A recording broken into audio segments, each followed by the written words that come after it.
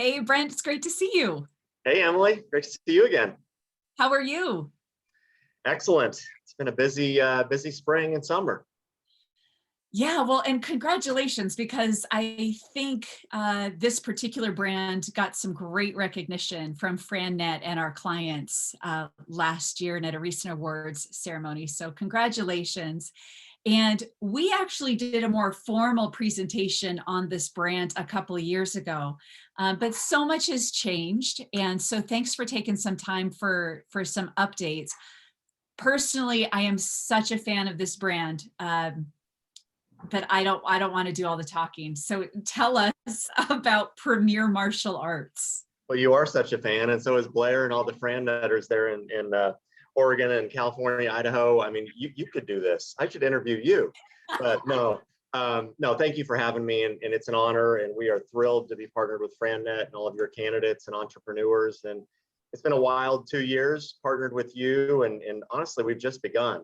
You know, you and your colleagues have helped us sell out Portland, Oregon, and we've got a franchisee in Boise, but for the greater Oregon area, Idaho, Washington, we're now clear in Washington to do business. And then this summer, California is on deck. So I might just move to Orange County and just take care of all your people in California. But no, seriously, this brand is mature. It's been around 17 years. There's not a lot of franchises that have that type of track record and longevity. For the first 15 years, we operated as a licensing consulting model, which was a great upbringing into franchising. But once we flipped the switch to full-blown franchising in summer of 2019, at that point, we had about 85 schools open. Today, we have 130 to 150 open, which is a feat because less than 6% of any franchise is going to get that many actually opened. But with FranNet's help and matching with the right people, in 2 years, we've partnered with 145 new entrepreneurs for 400 territories in development. So this is a rocket ship brand. But I would just say, you know, right out of the gate, anytime I meet with somebody you introduced me to, honestly, the first instinct is going to be, you know, Emily, Blair, anybody. Really? Like kiddie karate, you know, youth martial arts? Because they are going to be shocked why you introduced this brand to them. It is. But once they take a few phone calls from us and learn about the core values and what we're about and the financials and all of it, it's really compelling. I mean, just the idea, if nothing else, the idea of teaching our youth principles like tenacity, discipline, respect, honor. I mean, so easy to get behind. It is. And I tell any candidate the very first phone call, I say, look, martial arts is clearly what we do, but it's just the vehicle. Because I've worked with every single one of these new entrepreneurs in the last 2 years, and none of them have a martial arts background. None of them imagined 18 months ago, hey, let's go invest in some karate franchises. Zero. Because if you're really to boil the brand down, I call them 3 powerful pillars. Number 1, we're all about kids. Like you said, 80% of our students are kindergarten through 6th grade, 5 to 12-year-olds. Secondly, we're huge on community impact. Yes, we're super profitable. And if I get to visit with you, you're going to be amazed on the profitability of this brand. But the reason we're a top FranNet brand in the country consistently is it's even more purposeful. This is a legacy play. We have our own 501c3 foundation. People are doing this to really impact that next generation. And then third, you know, this brand just revolves around character development. So in the era of bullying and video games addiction, ADHD, childhood obesity, social media temptations, and mental health, that's why we focus on grade schoolers. That's when it all begins. Yeah. And I mean, I drank the Kool-Aid. My son has done martial arts for years. So I'm with you. I'm good. Tracking. And at the same time, this is a surprisingly simple and affordable business. It is, and it's semi-absentee, and it's semi-absentee from the beginning, meaning we say 8 to 12 hours a week steadily. In the early 9 months, it's 12 to 15 hours, but we've got a master broker. We're going to do all of the site selection, legwork, and research. We're only 1,200 to 1,600 square feet. That's an efficient footprint. Students come twice a week, set days, set times, very structured. But we also have a turnkey construction and build out team. So if you're a candidate thinking, well, I don't want brick and mortar, I don't want retail, I don't want to lease. Well, our average build out in 2020 was $34,000. I mean, we don't have a lot of equipment. It's very simple. It's first class, class A retail. We're marketing to moms, 30 to 50-year-old moms on Facebook and digital marketing, because we're going after first time, never tried martial arts before grade school kids. We're not competing against those Cobra Kai or those old school Karate Kid type dojos or studios.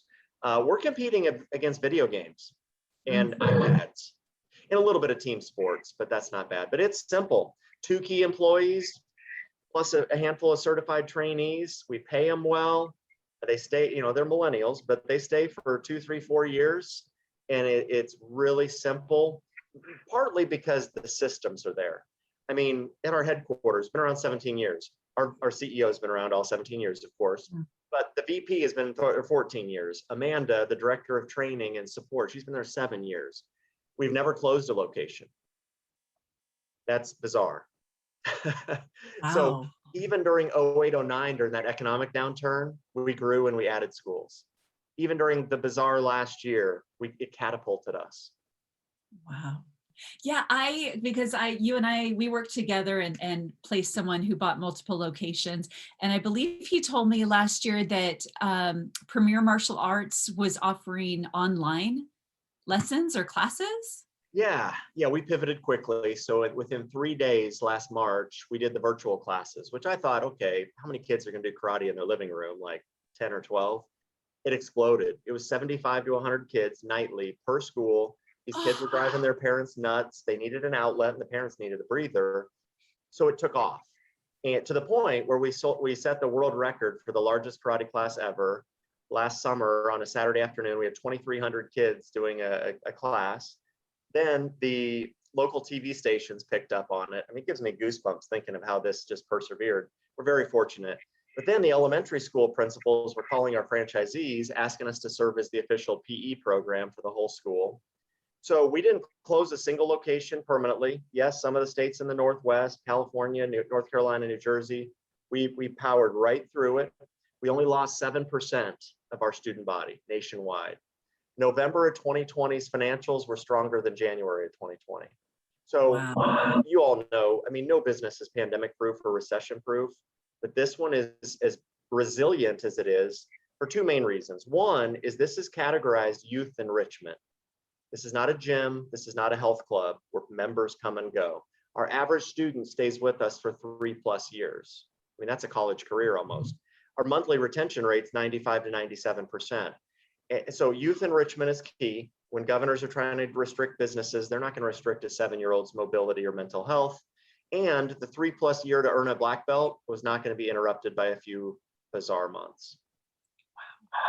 Amazing. And so I imagine it could be a little intimidating for someone to say, I don't know anything about martial arts. How do I own a martial arts business? And yet it sounds like the majority of the owners don't have this kind of background. So what is the owner doing day in the life? Well, we want business people. We want people, usually married couples, business partners, 30-something to 50-something years old, outgoing, extroverted.